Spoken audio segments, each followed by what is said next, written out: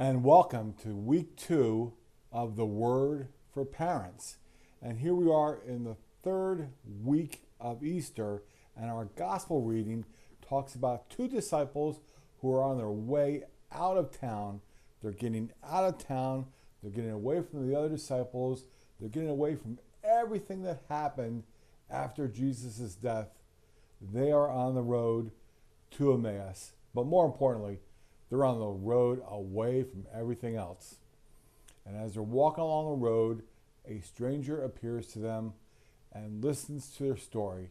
And in the end, the stranger turns out to be Jesus, who they recognize in the breaking of the bread. And they describe themselves as to having their hearts burning within them. And these two people, these two disciples, had a conversion experience. The conversion was they were no longer on the road to Emmaus. They were on the road back to where they needed to be, back to where they needed to belong. They were on the road back to their brother disciples. Pope Francis talks about this story and other stories like this when he talks about the new evangelization. And he suggests that our primary work in the new evangelization is to accompany others in faith, to walk alongside others in faith, just like Jesus did. And the reality is, as parents, we accompany our kids a lot, especially in the car. We accompany our kids to school, maybe from school, to practices, to activities, to friends, to the store. We accompany our kids a lot. But are we following Pope Francis's invitation to accompany our young people? Our young people may be exactly like those two disciples on the road to Emmaus. Those two guys couldn't recognize Jesus. Even though they'd spent years and years and years with him, they just couldn't see Jesus for who he is. And my bet is that's true for us as parents too.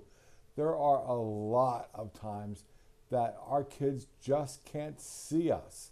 They can't see us. They can't see that we may have had experiences just like them. They can't see us for the resources that we may be in their lives. That, of course, is because we're old and we just don't count.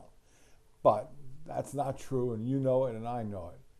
How can we accompany our young people to be better than that, even though they may not be able to see us? I think our company takes two forms. Our accompaniment happens when we are in those cars and they are in carpools and they're just traveling along with us, especially if they're with their friends in the back seat or they're just having conversations or whatever. We have the opportunity just to listen to them. Listen to what they're talking about. Listen to what they're listening to on the radio. Listen to what they're discussing, what they're concerned about, and we don't have to say anything. It's a great opportunity for us just to practice our parent poker faces and not to react to too much and not to respond to too much, but just to listen. But I think our listening can take it even a deeper detail. Not unlike Jesus on the road to Emmaus, we can ask questions such as, what are you two talking about on the road? What has happened? And listen to what the responses are. Not judge, not comment, but just listen. And ask questions, especially the kind of questions that don't get the yes or no answers, but questions that really invite people to think. And ask questions to invite them to think deeper and to own their answers and to have them really process out with you, listening in a way that they can understand themselves even better. That's a great opportunity about that. The thing that happens with Jesus and the disciples on the road to Emmaus is that the disciples, in their experience with Jesus, re-understand what their mission is, what their task is, what they're called to do. And maybe that's possible with us too. Not that we necessarily point to the way, but we help them understand what direction they need to be. We help them towards their own conversions. That's what the possibility of Pope Francis is calling us to do in terms of accompaniment. Accompanying them along the way, accompanying them towards the mission, accompanying them in relationship with the Lord.